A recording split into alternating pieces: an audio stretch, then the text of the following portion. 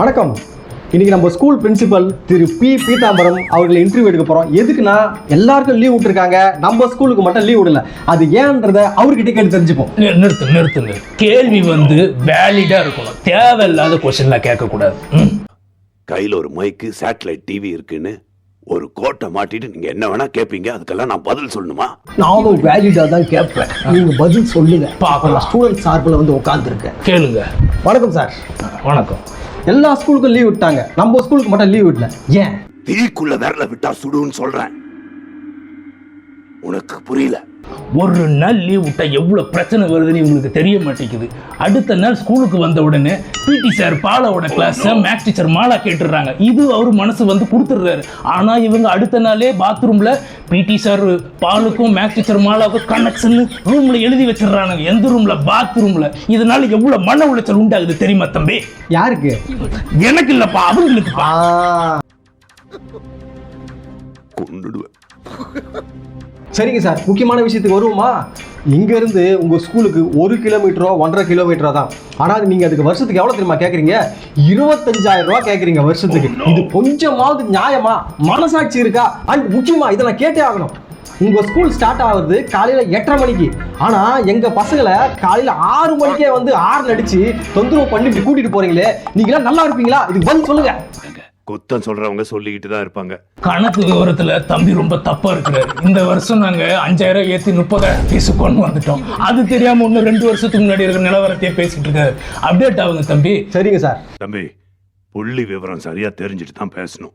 நாங்க நினைச்ச 1 மணி நேரத்துல உங்க குழந்தைய பிக்கப் பண்ணீங்கன்னு 8 மணிக்கெல்லாம் ஸ்கூல்ல டிராப் பண்ண முடியும் தம்பி. நாங்க ஆனா அதை பண்ண மாட்டோம். இங்க இருந்து குழந்தைய பிக்கப் பண்ணீங்கன்னு வேளச்சேரியில இருந்து தாம்பரத்துல இருந்து ஈசிஆர்ல இருந்து ஓஎம்ஆர்ல இருந்து கடைசியா தான் மேடாவுக்கு கூட்டின்னு வருவோம் தம்பி.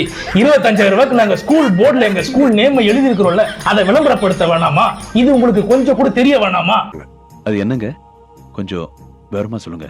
அது உங்ககிட்ட சொல்றதுக்கு இல்ல, மக்கள்கிட்ட சொல்லிக்கிறேன். ஏன் சார், ஸ்கூல் வேன்ல உங்க ஸ்கூல் பேர் எழுதி இருக்குதுன்றதுக்காக இப்படி எல்லாம் நீங்க பிரபலப்படுத்துவீங்களா? இது கொஞ்சம் கூட நியாயம் இல்லைங்க, ரொம்ப தப்புங்க. இதெல்லாம் விளம்பர மாடல் தம்பி. இது கூட தெரியாம நீங்க என்ன குழந்தைங்களை ஸ்கூலுக்கு அனுப்புறீங்க? சரிங்க சார், அதை விட்டுருவோம். தம்பி, என்ன கோவப்படுத்தணும்ன்ற ஒரே நோக்கத்துல கேள்வி கேட்கறியா? என் நோக்கம் அது இல்லைங்க. நீ ரொம்ப பேசிட்ட. இந்த ரிப்போர்ட் கார்டுல எத்தனை பாஸ் இருக்குன்னு மட்டும் பார்த்து சொல்லு தம்பி. English fail, Tamil fail, maths fail, science fail, social fail, எல்லாமே ஃபெயில். சார், இது வேறு பையன்லாம் ஏன் சார் உங்கள் ஸ்கூலில் சேர்க்குறீங்க? உங்கள் ஸ்கூல் பேர் தான் கிட்டு போவோம். மிஸ்டர் வீணா போன வத்தலை கொண்டு அந்த ரிப்போர்ட் கார்டே உங்களுக்கு தான். ஒரு காலத்துல நீங்க என்ன லட்சணத்துல படிச்சிருக்கீங்கன்றத பார்த்து தெரிஞ்சுக்கோங்க. இதுல நீங்க எழுதியிருக்க கையெழுத்து ஒரு இளவும் இப்ப வரைக்கும் புரியல. நீங்க எழுதியிருக்கிறது ஏதாவது ஒண்ணு படிச்சு சொல்லுங்க தம்பி. இப்பவே நான் என் பிரின்சிபல் போஸ்டர் ராஜினாமா பண்ணிடுறேன். சார், ரிப்போர்ட் கார்டில் நான் எழுத முடியாது, நீங்க தான் எழுத முடியும். அப்போ உங்க கையெழுத்து தான் அது. மாட்டினாடா மானஸ்த, இது அபாண்டமான குற்றச்சாட்டு. டீச்சர்ஸோட கையெழுத்தெல்லாம் நீ கலைக்க கூடாது, அதுக்கு உனக்கு தகுதியே கிடையாது. கொன்னுடுவேன். என்னைய ஸ்டூடெண்ட் கஷ்டம். ஒரு நாள் என் பொசிஷன்ல இருந்து உட்காந்து பார்த்துட்டு பேசு தம்பி. அப்புறமா நீ கேட்கிற கேள்விக்கு பதில் வரலாம் நாக்க பிடிக்கிட்டு இப்பவே தொங்கிடுறேன். என்ன தம்பி, ஒத்துக்கிறீங்களா? கேமரா ஓடுது, மைக் ரெக்கார்ட் ஆகுது, கை உதறுது. பதில் சொல்லுங்க தம்பி, மக்கள் எல்லாம் பார்த்துக்கிட்டு இருக்கிறாங்க. ஒரு நாள் நீங்க பிரின்சிபலா என் சேர்ல உட்கார முடியுமா? அது ஏன் வேலை இல்லைங்களே. சொன்ன உடனே ஜகா வாங்குறப்பல. இந்த சேரோட பொசிஷனும் பவர் உங்களுக்கு தெரியல தம்பி. உட்காந்து பார்த்துட்டு எதுவா இருந்தாலும் நீங்க பதில் சொல்லணும். தில் இருந்தா சம்மதிச்சு பாருங்க. சரிங்க சார், இது சாத்தியம்னா நான் ஒரு நாள் உங்க பிரின்சிபல் சீட்ல உட்கார்றேன். கைய கொடுங்க தம்பி.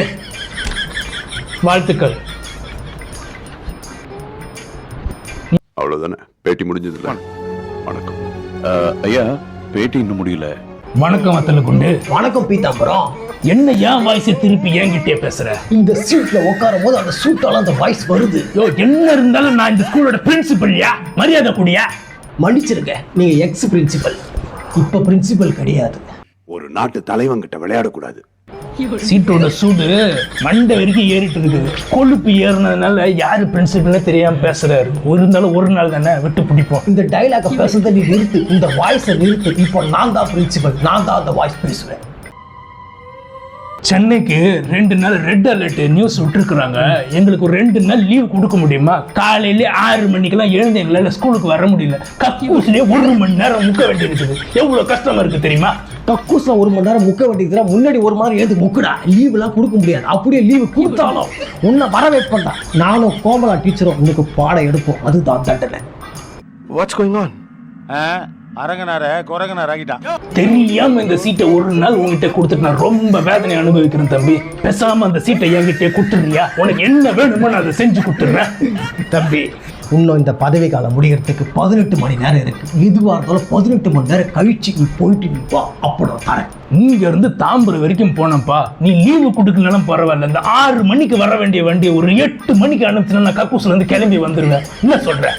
ஆனா அனுப்புறேன், பிரச்சனை இல்லை. ஆனா எக்ஸ்ட்ரா 10,000 ரூபாய் ஃபீஸ் ஆகும். 35,000 கட்டுறியா? வர்ற மத்தல கொண்டு அந்த பயம் இருக்கும். ஸ்கூல் ஃபீஸோட வேன் ஃபீஸ் அதிகமாக தான் இருக்கும். நீங்க கட்டி தான் ஆகணும். இது அவங்க தலைவிதி.